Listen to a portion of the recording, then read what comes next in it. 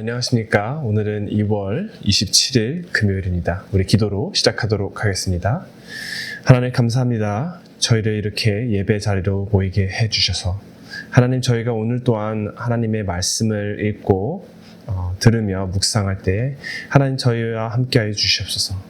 또 하나님께서 주시는 말씀을 토대로 저희가 오늘 하루를 살 수 있기를 원합니다. 하나님, 저희가 삶으로 인해서 단순히 하나님께 평안함을 받고 기쁨을 받는 것으로 끝이 아닌 하나님의 나라를 위해서 하나님을 영화롭게 하기 위해서 그러한 삶을 살 수 있도록, 그리고 오늘 말씀이 그 기초가 되는 그러한 예배가 될 수 있도록 인도하여 주시옵소서. 감사드리며 이 모든 말씀 예수님의 이름으로 기도드렸습니다. 아멘.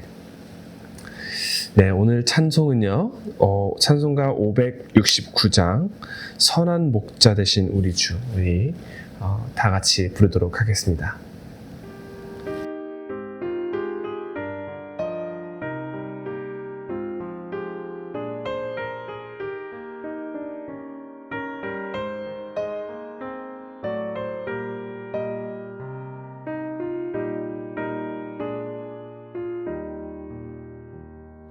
선한 목자 되신 우리 주 항상 인도하시고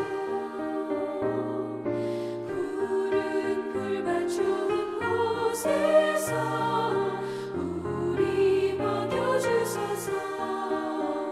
선한 목자 곳에 주여 항상 인도하소서. 선한 목자 곳에 주여 항상 인도하소서. 양의 문이 되신 예수여 우리 영접하시고 길을 잃은 양의 무리를 항상 인도하소서. 선한 목자 곳에 주여 기도 들어주소서. 선한 목자 곳에 주여 기도 들어주소서.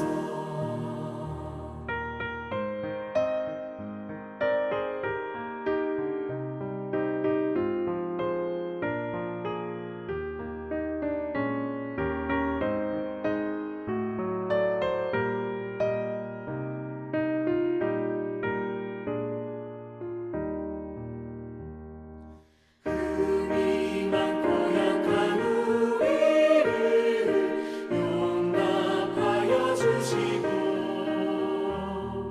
주의 넓고 크신 은혜로 자유롭게 하셨네. 선한 목자 곳에 주여 지금 나아갑니다. 선한 목자 곳에 주여 지금 나아갑니다. 일찍 주의 뜻을 따라서 살아가게 하시고 주의 크신 사랑 베푸사 날아가게 하소서. 선한 목자 곳에 주여 항상 인도하소서. 선한 목자 곳에 주여 항상 인도하소서.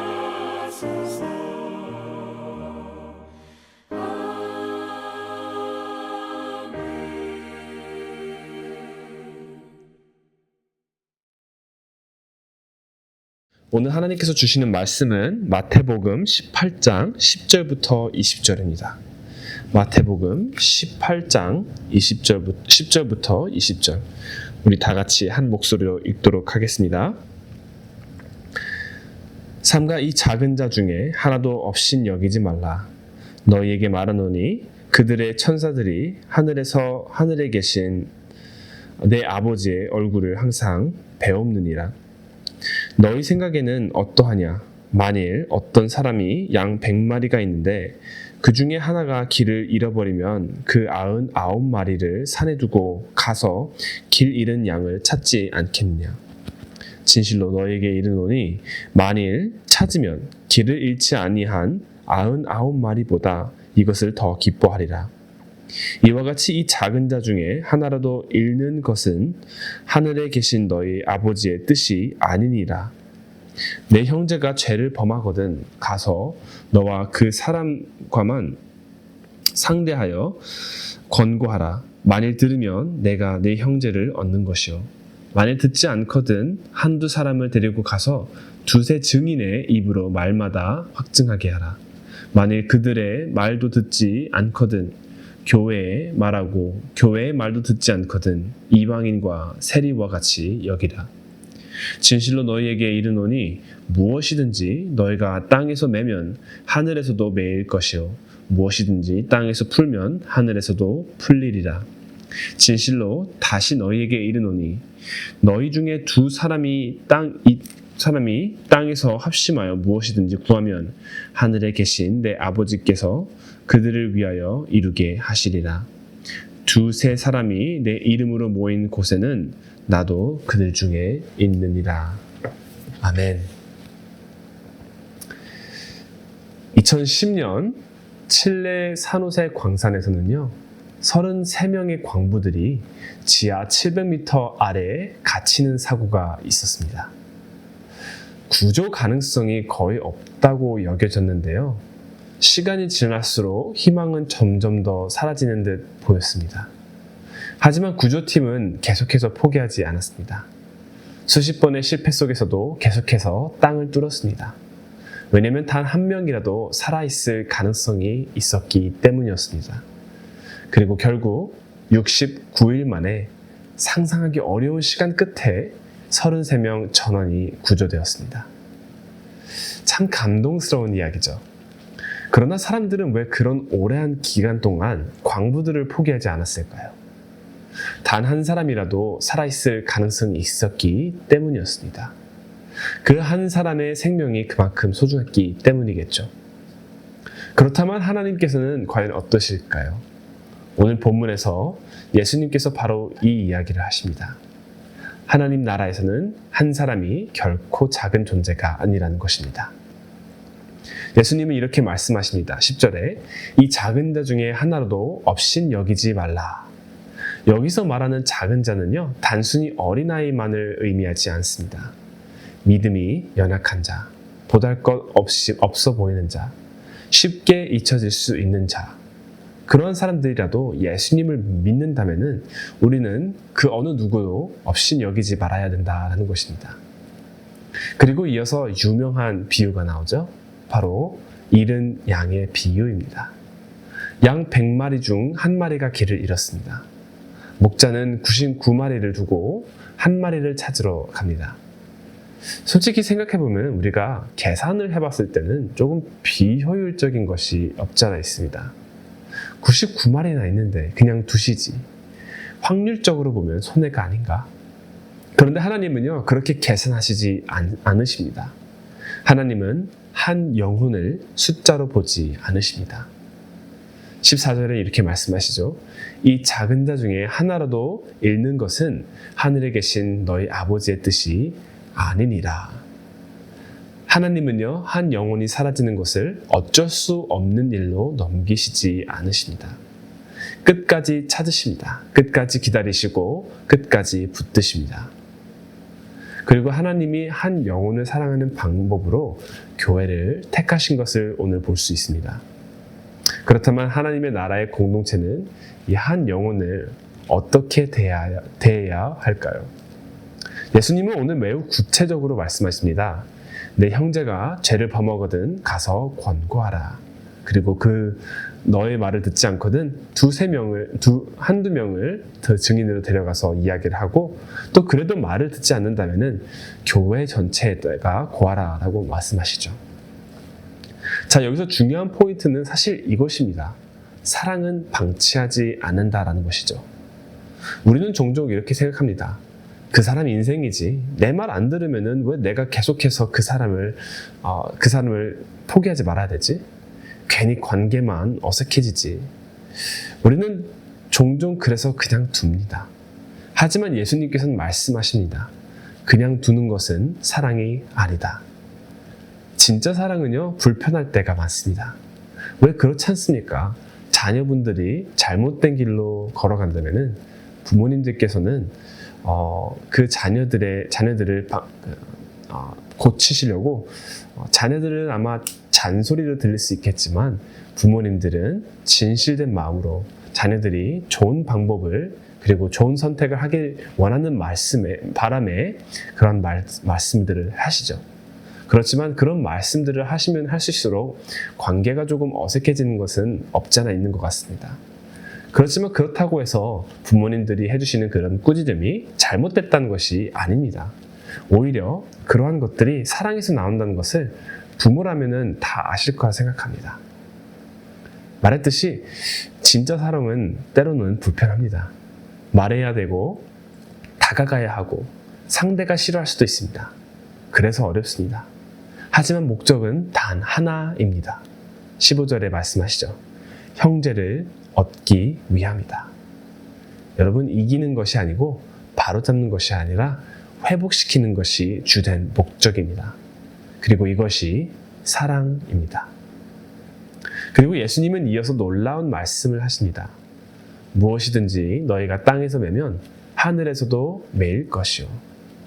이 말씀은 단순한 권위 선언이 아니십니다. 하나님은 공동체를 통해 일하신다는 것을 의미하는 것입니다. 20절에는 또 이렇게 말씀하시죠. 두세 사람이 내 이름으로 모인 곳에는 나도 그들 중에 있느니라. 이 말씀은 단순히 소수 예배도 괜찮다라는 의미가 사실 아닙니다. 관계 속에서 공동체 안에서 하나님이 실제로 역사하신다는 약속이십니다.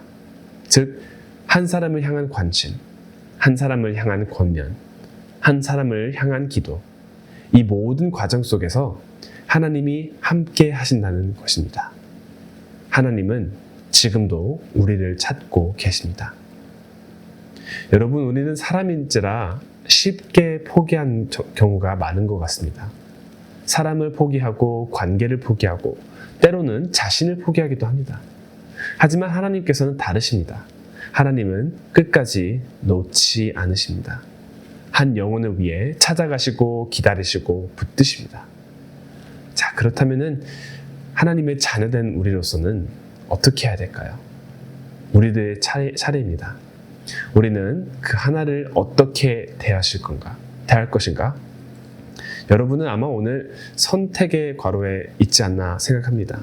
하나님께서 주시는 마음, 다른 한 사람을 위해서 마음을 주신다면은 여러분은 어떻게 하시겠습니까? 외면하실 것입니까? 아니면은 찾아가실 것입니까? 물론 찾아가서 그 사람에게 이야기를 하고 잃어버린 영혼을 찾는다라는 게 쉽지 않습니다. 나의 오늘 그 하루를 완전히 망치는 그런 행위일 수도 있습니다. 그렇지만 여러분, 하나님께서 여러분을 사랑하셨다는 것을 굳게 기억하시고, 만약에 하나님께서 나에게 그러한 마음을 주신다면은 여러분, 내 하루가 망쳐질지언정 그 사람에게 사랑을 베푸고 친절을 베푸게 된다면은 그 사람은 또 그 친절함을 알고 하나님께 돌아올 수 있다면은 하나님께서는 굉장히 기뻐하시지 않으실까요? 여러분, 한 영혼은 결코 작지 않습니다. 그 한 사람이 바로 하나님께는 전부일 수 있기 때문이기도 합니다. 기도하겠습니다. 하나님, 감사합니다. 저희를 이렇게 예배 자리로 모이게 해주셔서 하나님께서 저희를 통해서 세상 속에서 사람들 그리고 하나님의 자녀분들을 구원해주고 회복해주길 원하신다라는 것을 오늘 본문을 통해 저희가 다시 한번 배웠습니다. 그러나 하나님의 뜻을 따르기에는 결코 쉽지 않다는 것을 저희가 인지하고 있습니다. 그러므로 하나님, 저희가 하나님께 부탁하고 기도합니다. 하나님께서 다른 하나님의 자녀를 위한 마음을 저희에게 주신다면은 하나님, 저희는 두려워하지 말고 하나님께서 주시는 사랑을 굳게 기억하며 하나님의 나라를 위해서, 하나님의 영광을 위해서 다른 사람을 사랑할 수 있도록 인도하여 주시옵소서. 그 결과가 저희의 하루를 망치는 그런 행위일 수도 있습니다. 그렇지만 하나님께서 보시기에는 기뻐하신다는 것을 굳게 믿고 기억하며 하루를 또 하나님의 나라를 위해서 사랑할 수 있도록 인도하여 주시옵소서. 감사드리며 이 모든 말씀 예수님의 이름으로 기도드렸습니다. 아멘.